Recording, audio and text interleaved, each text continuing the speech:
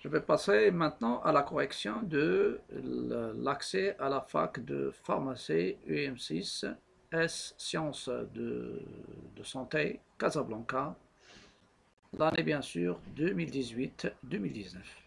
La question 21. Vous avez f de x égale ln de x carré moins 8x plus 16. Et on vous demande quel est le domaine de définition. Il faut ce qu'il y a à l'intérieur polynôme. Il faut qu'il soit strictement positif. Vous pouvez remarquer qu'il y a les 4. Donc sans doute 4 c'est une solution. Et vous pouvez remarquer ici que de la forme c'est x carré moins 2 fois 4 fois x plus 4 au carré. C'est quoi? C'est x moins 4 le tout au carré, et il est supérieur strictement à 0. On sait qu'il est positif, strictement positif. Ça me donne x moins 4, il faut qu'il soit non nul. Et ça me donne x différent de 4, car vous savez que le carré il est toujours positif. Donc le domaine de définition, c'est l'ensemble R à l'exception de l'élément 4. C'est-à-dire vous avez 16, moins 16 plus 16 c'est 32, moins 8 fois 4 c'est moins 32, ou bien vous pouvez utiliser delta. Delta c'est b carré moins 4ac, c'est 64 moins 64, c'est nul. Donc il a une sous-racine, c'est moins b sur 2a, si 8 sur 2 c'est 4, et elle est de même signe que A. Donc la bonne réponse c'est la réponse C. La question 22, il y a une équation.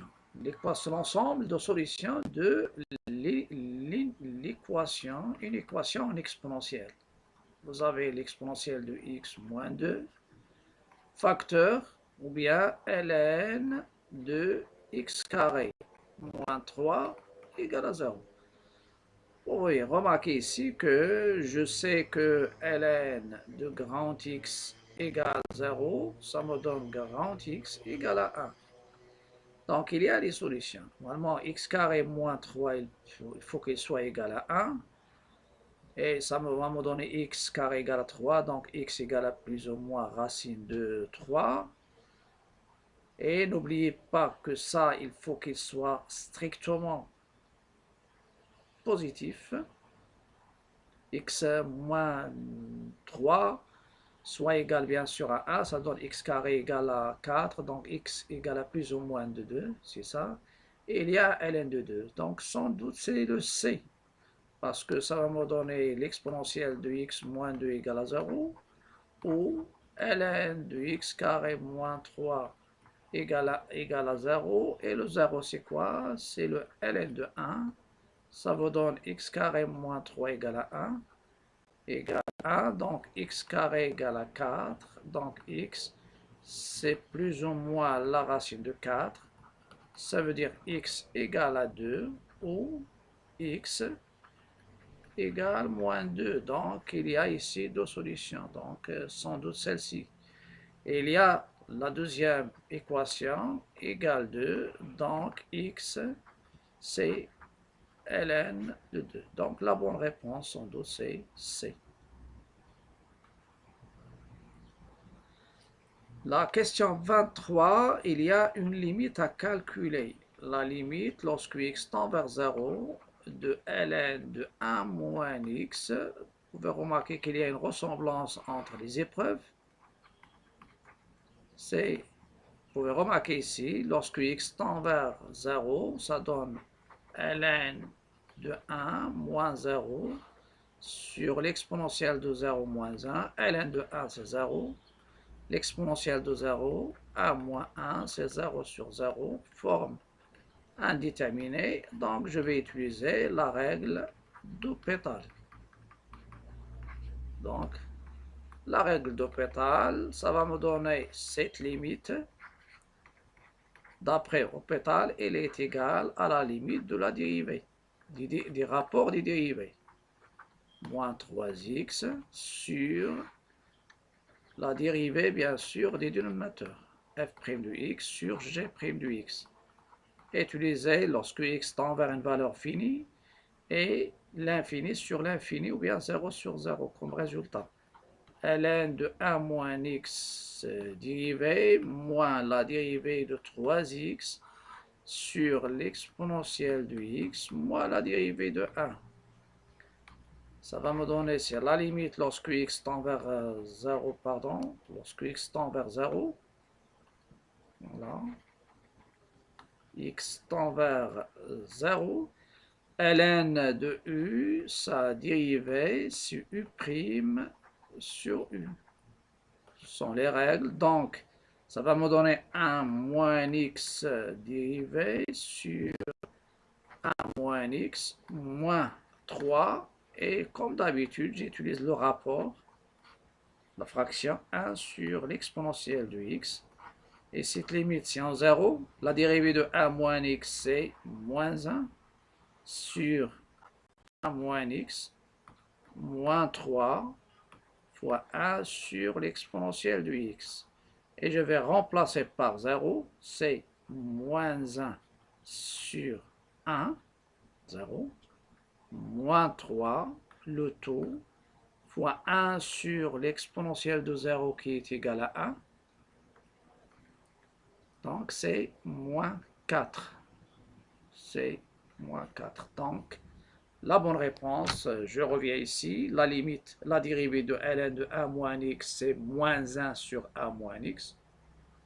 Et lorsque je remplace x par 0, ça va donner moins 1 sur 1, donc c'est moins 1. La dérivée de moins 3x, c'est moins 3, donc ça va donner moins 4. Et la dérivée du dénominateur, c'est l'exponentielle de x. Je remplace x par 0, ça donne l'exponentielle de 0, c'est 1. Donc la bonne réponse, c'est A. La question 24. La question 24, on vous donne une équation dans l'ensemble C, z carré moins z plus a égale à 0. Et elle donne z1 et z2.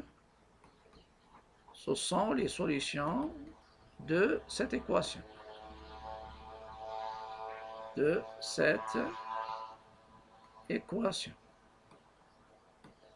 Bien sûr, de cette équation. J'ai déjà parlé de la somme et le produit. Vous avez ici 1 plus i, 1 sur z1, 1 sur, plus 1 sur z2 à la puissance 2018. Et on vous demande de trouver un argument du nombre complexe. 1 plus i facteur de 1 sur z1 plus 1 sur z2 à la puissance 2018, il est égal à l'une des résultats demandés. العقدي et bien sûr عمدة العدد العقدي. Je sais que z1 plus z2, la somme, égale à moins b sur a. Ça, c'est une règle. Et z1 fois z2, elle est égale à c sur a. Donc, celle-ci, c'est une règle au lieu de calculer les racines et après faire la somme et le produit. Z1 plus Z2. Le A, c'est quoi? Vous avez A, c'est 1. A, c'est 1. B, c'est moins 1. Et le C, c'est 1. Donc, moins B sur A, ça donne 1. Et Z1 fois Z2, C sur A, ça donne aussi 1. Donc, le nombre complexe qu'on a, c'est 1 plus i. Et vous allez voir pourquoi j'ai demandé tout ça. Parce que je vais réduire, je vais le noter grand Z, utiliser des notations pour ne pas répéter l'écriture. 2018. Donc, grand Z, ça sera 1 plus i, facteur. Je réduis au même dénominateur. Ça va me donner Z2 plus Z1 sur Z1 fois Z2. Ce sont des astuces ici, plus pratiques pour calculer. Z2 plus Z1, c'est 1. Et ça va me donner grand Z, c'est 1 plus I, facteur de 1 sur 1 à la puissance 2018, c'est 1. Et ça va vous donner 1 plus i, et 1 plus i, je le connais bien, c'est quoi? C'est l'exponentielle i pi sur 4. Donc l'argument c'est pi sur 4 et sur e. Sinon, d'essayer d'écrire 1 plus i, son module c'est la racine de a au carré plus a au carré, c'est la racine de 2.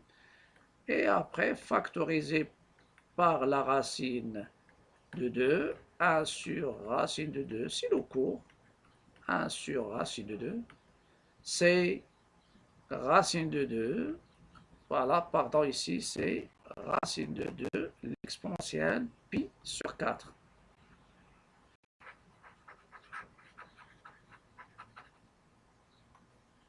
Voilà, c'est racine de 2. Voilà, ça c'est racine de 2, l'exponentielle i pi sur 4. Je pense que dans la vidéo précédente, j'ai écrit 1 plus i, c'est l'exponentielle pi sur 4. Non, il y a un racine de 2 à rajouter. Je vais revenir ici. Donc ça c'est racine de 2 sur 2 plus i, racine de 2 sur 2. Et ça vous donne racine de 2 cos pi sur 4 plus i sinus, pardon, de pi sur 4. Et ça vous donne le résultat souhaité, c'est-à-dire c'est racine de 2 e i pi sur 4. Voilà, je vais revenir à ça. Donc, plus i sinus de l'angle pi sur 4.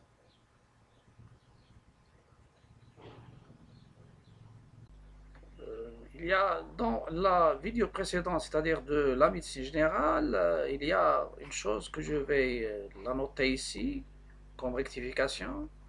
Vous avez 1 plus i, vous pouvez l'utiliser directement, c'est racine de 2, l'exponentielle i pi sur 4, soit sous cette forme, ou bien sous la forme d'écriture trigonométrique racine de 2, pi sur 4.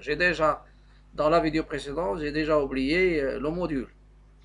Vous avez 1 moins i, c'est racine de 2, l'exponentielle, moins i moins pi sur 4, moins i ou bien i moins pi sur 4, c'est mieux.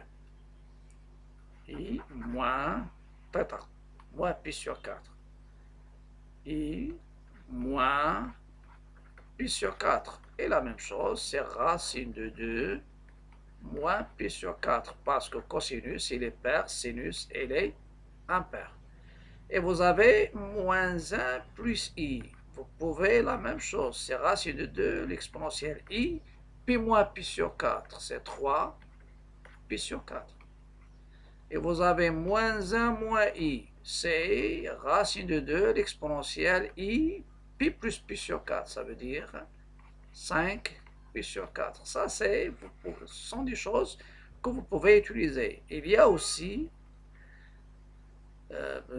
1 plus i racine de 3. Le module c'est 2 et l'angle c'est 2 facteurs de 1 demi, ça donne cos pi sur 3, donc i pi sur 3 plus i sinus pi sur 3. Et 1 moins i racine de 3 aussi, c'est utilisable surtout dans des questions de ce concours commun. C'est moins pi sur 3, parce que le moins devant sinus, et c'est les devant cosinus uniquement, c'est pi moins alpha. C'est 2 l'exponentielle pi moins pi sur 3, ça donne 2 pi sur 3. Et vous avez le moins devant cosinus et sinus, utilisez la transformation pi plus alpha.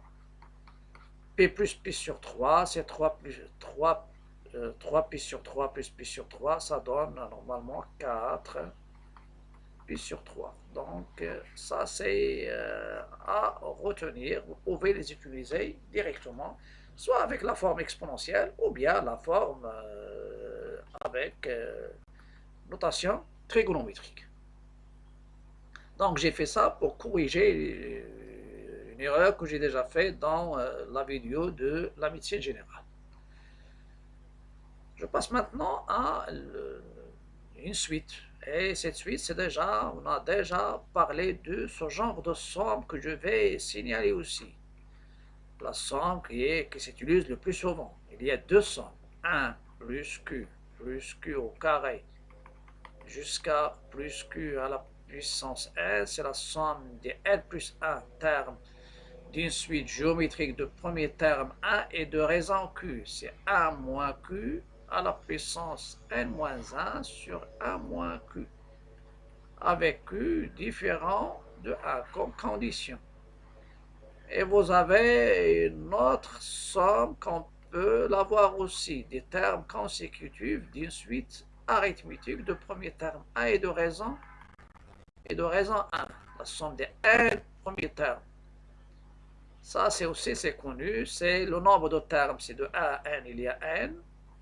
Facteur de la somme des premiers plus le dernier, ça veut dire n plus 1, et divisé par 2. Ce sont des choses à retenir aussi et à utiliser. Comme dans le cas de mon exercice, de la question 25. Il y a une question semblable qui était dans la fac de pharmacie, de la médecine générale, pardon. Donc, vous avez UN, c'est quoi? C'est 1 demi plus 1 demi au carré plus 1 demi à la puissance 3 et plus, etc. 1 demi à la puissance n. Je l'écris avec Q, et vous avez ici, c'est 1 demi. Donc, 1 demi, il y a deux choses. Soit je factorise par 1 demi pour utiliser celle-ci, et ça va me donner 1 demi-facteur de 1, plus 1 demi à la puissance 1, plus 1 demi à la puissance 2, et plus 1 demi à la puissance, je retranche 1, n moins 1. Et ça va donner un, c'est 1 demi, facteur de 1 moins q. Le q, c'est 1 demi à la puissance n moins 1 plus 1, c'est n, sur 1 moins 1 demi. Normalement ici, je peux utiliser même celle-ci, c'est la somme des termes consécutifs, c'est-à-dire des n premiers termes d'une suite géométrique de premiers termes 1 demi et de raison 1 demi. Et c'est le premier terme multiplié par 1 moins q à la puissance du nombre de termes qui est de 1 jusqu'à n. Un terme, c'est 1 moins q. Donc, ça va donner normalement ici 1 demi. Et vous avez 1 moins 1 demi, c'est 1 demi, donc 2 sur 1, facteur de 1 moins 1 sur 2 à la puissance n. Mais celui-là, il tend vers 0. Pourquoi? Parce que vous avez 1 demi et compris entre moins 1 et 1. Donc, la limite de la suite, je simplifie ça, c'est 2 sur 1, 2 sur 1, l'inverse de 1 demi, 2 sur 2, ça donne 2 sur 2 qui est égal à 1. Et la bonne réponse, c'est B. Voilà. Et vous savez déjà que c'est Q dépasse 1, alors Q à la puissance n, il tend vers plus l'infini. Et c'est Q compris entre moins 1 et 1. Q à la puissance n, il tend vers 0. Et c'est Q est inférieur ou égal à moins 1. Q à la puissance n n'a pas de limite.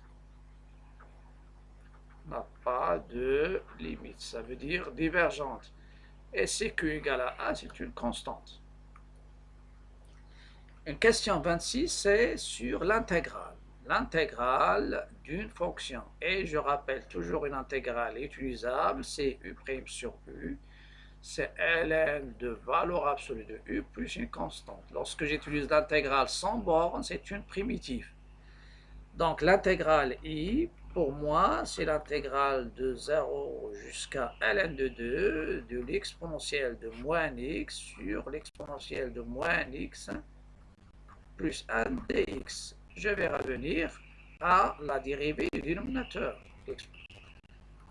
Voilà, c'est la dérivée de l'exponentielle de moins x. L'exponentielle de moins x, c'est moins x dérivée de l'exponentielle de moins x. Ou bien vous pouvez utiliser c'est a, l'exponentielle ax. Donc c'est moins l'exponentielle de moins x. Donc, ça va vous donner, c'est l'intégrale de 0 jusqu'à ln de 2, de l'exponentielle, pour avoir de la place, voilà. Voilà, c'est celle-ci, c'est l'intégrale de 0 jusqu'à ln de 2.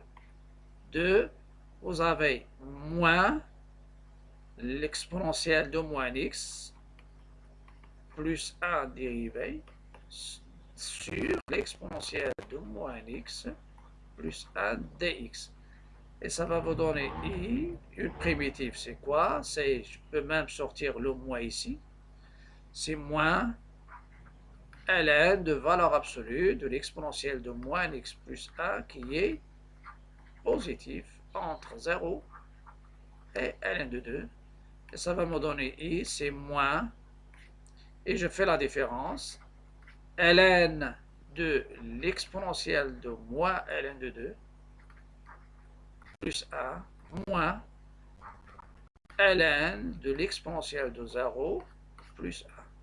Quelle est l'exponentielle de moins ln de 2? C'est l'exponentielle de ln de 2 à la puissance moins 1. Et l'exponentielle de ln de a, c'est a, avec a strictement positif. Donc, ça va donner 2 à la puissance moins 1, c'est 1 sur 2. Donc, et l'exponentielle de 0, c'est 1. Donc, ça va me donner moins ln de 1 demi plus 1. Moi avec moi, ça donne plus ln de 2. Ici, vous avez moins ln de 1 demi plus 2 demi, c'est 3 demi. Moins ln de 3 demi plus ln de 2. ln de 3 sur 2. ln moins ln de a sur b, c'est ln de a moins ln de b. Donc, ça va me donner moins ln de 3 moins ln de 2, ça donne plus ln de 2 et plus ln de 2. ln de 2 plus ln de 2, ça donne 2 ln de 2, c'est ln de 4. Donc, c'est ln de 4 moins ln de 3. C'est ln de 4 moins ln de 3. Ou bien, à partir de celle-ci, ça sera, c'est aussi, c'est la différence, c'est ln de 2 moins ln de 3 sur 2. Donc, c'est ln de 2 sur 3 sur 2. 3 sur 2. C'est ln de 2. Oui, c'est ln de 2, 3 sur 2. Ça donne ln de 3 sur 4 et ln de 3 et 3 sur 4. 3 sur 4.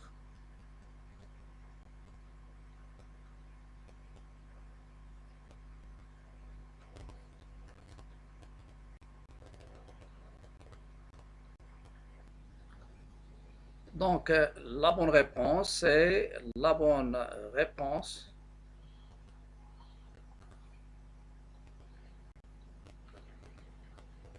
La bonne réponse, c'est ln de 4 moins ln de 3. Donc, c'est B.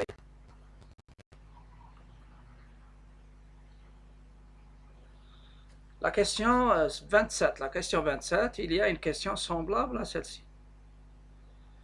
On vous demande, vous pouvez remarquer, il y a ici des asymptotes horizontales, obliques, pardon. Vous avez f de x et 2x plus la racine de x carré plus 1 sur x plus 3.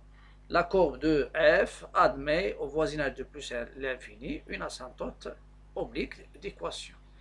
Et vous savez, c'est d et d'équation y égale ax plus b. C'est les asymptotes obliques à c de f en plus l'infini. Par équivalence, il y a la limite de la différence, la limite de f de x moins ax plus b en plus ou moins l'infini, plus ou moins l'infini, moins, il faut qu'il donne 0. Plus ou moins l'infini, il faut qu'il donne 0. Ça, c'est une remarque. Il y a aussi une autre chose, donc ça c'est la première, ou bien je peux écrire f de x sous la forme de ax plus b plus une fonction g de x, et g de x il tend vers 0 quand x tend vers plus ou moins l'infini. Ça c'est aussi une remarque. Donc vous avez f de x, c'est quoi? C'est 2x plus, je vais essayer d'utiliser la deuxième. Je vais factoriser à l'intérieur par la racine, par x au carré. X au carré, facteur de 1 plus 1 sur x au carré sur x facteur de 1 plus 3 sur x. Racine de x au carré, il donne valeur absolue de x qui est égale à x parce que x il tend vers plus l'infini.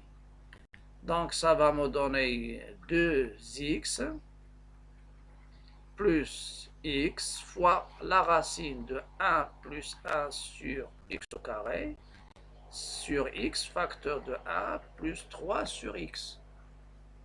Ça c'est, je simplifie et ça va me donner normalement celle-ci. Cette limite, il va tendre vers, celle-ci, il tend vers 0.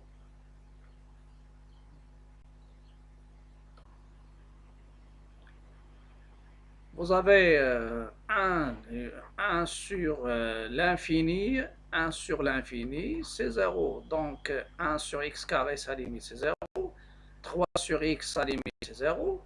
Donc la limite de f de x, si je retranche moins 2x, en plus l'infini, ça va donner la limite de cette expression qui est 1 sur 1 égale à 1. Et ça va me donner la limite en plus l'infini de f de x moins 2x moins 1, ça veut dire moins 2x plus 1 égale à 0.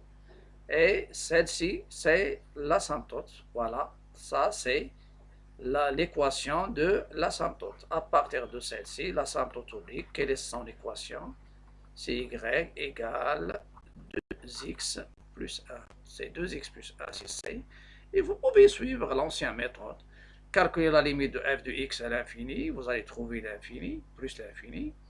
Après, il faut utiliser la limite de f de x sur x. Et ça va vous donner a, ça va donner 2x, f de x moins ax, ça donne bien sûr b qui est égal à 1. Vous pouvez remarquer qu'il y a 2x, c'est ce tronc qui est ici. Dans les 3, il y a 2x, à part celle-ci, je peux l'éliminer, mais ça reste ces 3-là. Mais ça reste, si celui-là, il tend vers celui-là, vous allez trouver, il tend vers 1 directement, donc c'est 2x plus 1, parce que cette limite, c'est 1. Ça, si je veux suivre les étapes directement. La question 28, dans le plan complexe, vous savez que le M appartient, d'affixe Z appartient au cercle de centre oméga et de rayon R, est équivalente à la distance oméga M égale à R. Ça veut dire la différence des affixes Z moins Z oméga égale R qui est strictement positif. C'est ce qu'ils veulent ici dans le plan complexe, l'ensemble des points M d'affixe Z vérifiant l'équation E1 qui est le module de 1 moins I sur Z moins 1 égale le module de 1 sur petit z. Est-ce que c'est un cercle de centre? Ils ont donné, ils demandent oméga et le rayon c'était 1. Je vais l'écrire sous cette forme. Donc, qu'est-ce que je vais faire? Je vais réduire au même dénominateur à l'intérieur du module. Donc, 1 moins i moins z sur z égale le module de 1 sur z. Et le module de 1 sur Z, c'est le module de 1 sur le module de Z, ou bien directement, c'est 1 sur le module de Z. Ici, le module des rapports, c'est le rapport du module. C'est 1 moins I moins Z sur le module de Z égale à 1 sur le module de Z. Et il y a égalité, ça va vous donner même dénominateur, ça va vous donner le module de 1 moins I moins Z égale 1. Vous savez aussi que le module de moins Z, il est égal aussi au module de Z. Le module de Z bar, il est égal au module de Z. Donc, je multiplie à l'intérieur par moins, ou bien je renverse, ça va me donner Z moins 1 moins I égale 1. Et ça va me donner le module de Z moins Z oméga égale 1 avec oméga, quels sont oméga d'affixe. Et ça va me donner bien sûr oméga m égale à 1 avec oméga et les d'affixe 1 moins I. Donc M, elle appartient au cercle de centre oméga et de rayon R qui est égal à 1. Voilà, donc dans ce cas-là, le cercle, quel est son origine, son centre, c'est le 1 moins I. 1 moins I. Si je multiplie ici par moins 1, ça donne moins 1 plus I plus Z. Et si Z moins 1 moins I, donc 1 moins I, c'est oméga, c'est l'affixe du centre, et ses coordonnées, ce sont les coordonnées 1 moins 1, donc c'est D. 29, la géométrie dans l'espace. Dans l'espace muni d'un repère orthonormé, on considère le plan P d'équation cartésienne x plus y plus z égale 0. Et il y a un point A de coordonnées 1, 2, 3. Et il vous demande P, le plan P, le projeté orthogonal du point A. Donc vous avez, je fais un petit schéma ici, j'explique un peu, ça c'est le plan P. Et vous avez le point A, il est à l'extérieur, et je trace la droite passant par A et orthogonal au plan P. Il va couper bien sûr le plan P. Ça c'est la droite verticale.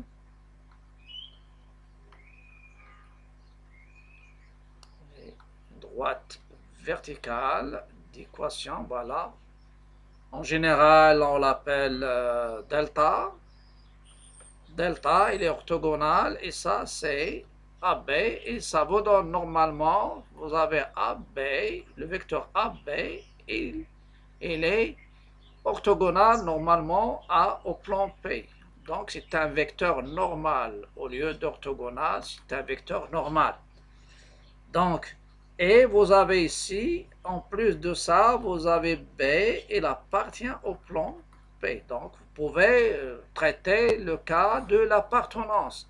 C'est-à-dire, lorsque je prends le point A, vous avez essayé de voir quel est le point qui va appartenir. Par exemple, si je prends ce point-là, vous avez 0 plus 1 plus 2, ça donne 3, donc différent de 0, donc ça à exclure. Vous allez exclure la somme positive, donc il faut avoir des moins.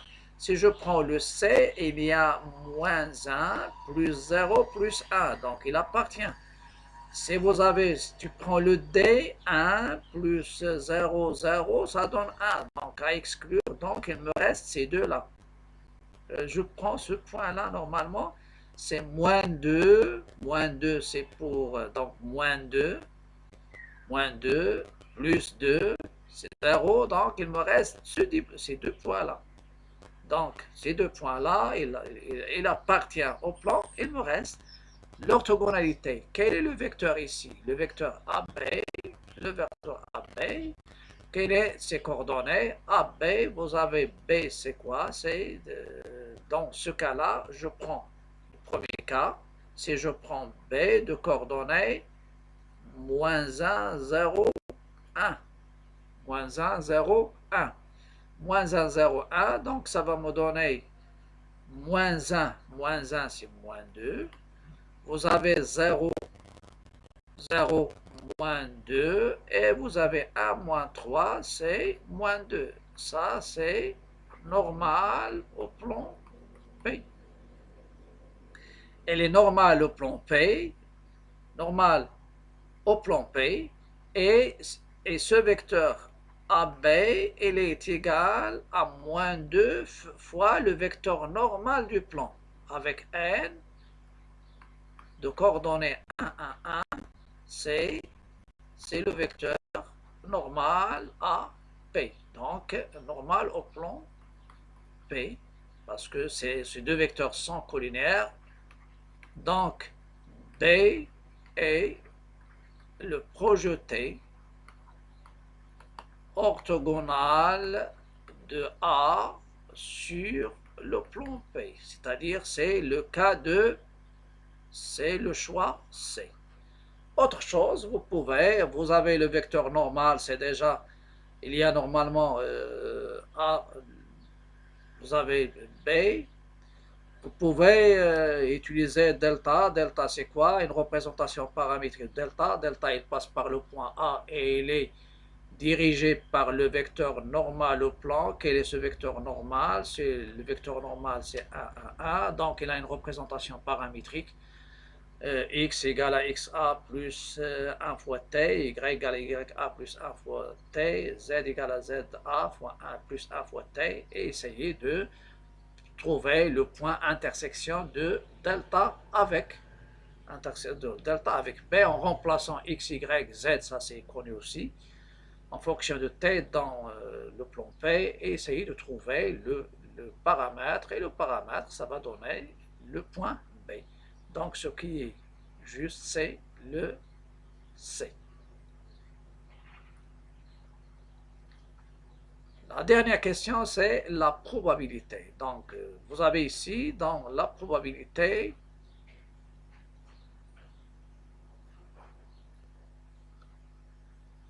l'exercice 30. Une urne contient 3 boules rouges et 4 boules vertes. 3 rouges et 4 boules vertes. On tire successivement et sans remise 3 boules de cette urne. La proba d'avoir au moins une boule verte est égale à l'une des 5 choix. يحتوي صندوق على 3 كرات حمراء و4 كرات خضراء لا يمكن التمييز بينها باللمس. نسحب بالتتابع وبدون إحلال 3 كرات من هذا الصندوق. احتمال الحصول على كرة خضراء على الأقل يساوي قيمة من القيم الخمس. Lorsque je tire successivement et sans remise, chaque tirage est un arrangement sans répétition de 3 boules parmi le nombre total qui est 7. Donc, dans ce cas-là, je fais appel au ANP. Si le tirage était avec remise, je fais appel à N à la puissance P, avec N c'est le nombre de boules et le P c'est le nombre de tirages. Donc on tire successivement et sans remise 3 boules de l'urne, donc cardinal de oméga, c'est-à-dire le nombre de combinaisons d'arrangements sans répétition de 3 éléments par P7, c'est A37. Il faut savoir calculer sans calculatrice. Donc ça va vous donner ici 7 fois 6 fois 5, donc 7 fois 6 fois 5, 3 facteurs. Vous pouvez la calculer comme ça, mais à mon avis, vous pouvez la laisser décomposer pour pouvoir la simplifier. Donc ça donne 6 fois 5, 30, 3 fois 7, 21, avec un 0, c'est 110. L'événement A, avoir au moins une verte parmi les 3 boules tirées. Donc il faut faire, donc tu dois avoir au moins une. C'est il y a une verte, et il y a une verte bien sûr, avoir une verte. Donc parmi les 4, donc la première, il peut qu'elle soit, tu dois avoir une verte et 2 non vertes, c'est-à-dire rouges, avec l'ordre, ou bien 2 vertes et une non verte qui est rouge dans ce cas-là. S'il y a autre constitution dans l'urne, je travaille sur les vertes et le reste, je fais non verte, l'événement contraire. Donc dans ce cas-là, il y a l'ordre. Et avoir aussi 3 vertes, dans ce cas-là, il n'y a pas l'ordre. Donc je vais essayer de procéder par l'événement contraire pour ne pas entrer dans les détails de l'ordre. Euh, Au moins une, ça veut dire aucune, c'est-à-dire au moins une, au deux, au trois, l'événement contraire c'est zéro verte. Zéro verte, ça veut dire aucune boule verte. Donc l'événement contraire c'est tirer 3 non vertes, et dans ce cas-là, ce sont 3 rouges. Si vous avez une autre couleur, par exemple, si vous avez 3 rouges, 4 vertes et 5 blanches, essayez de prendre les vertes, ils sont 4, et comptez le reste dans les non vertes. Ici, il y a uniquement 2 couleurs, donc 3 rouges. Donc la proba de A bar, c'est quoi? C'est la proba de tirer 3 rouges. Il y a combien de rouges? Il y a 3. Donc c'est A3, 3 sur A3, 7. 3 fois 2 fois 1 et 7 fois 6 fois 1. Et je peux simplifier. Le 3 fois 2, c'est 6, je simplifie. Donc, ça va, décomposition, c'est très facile de simplifier en décomposant, avec la forme décomposée. Donc, ça va nous donner 3 fois 2, 6, donc je simplifie 6 avec 6, ça reste 7 fois 3, 7 fois 5, c'est 35, c'est 1 sur 35. La proba de 1 sur moins la proba de A bar, c'est 1 moins 1 sur 35, et ça va donner, c'est 34 sur 35, et c'est le A.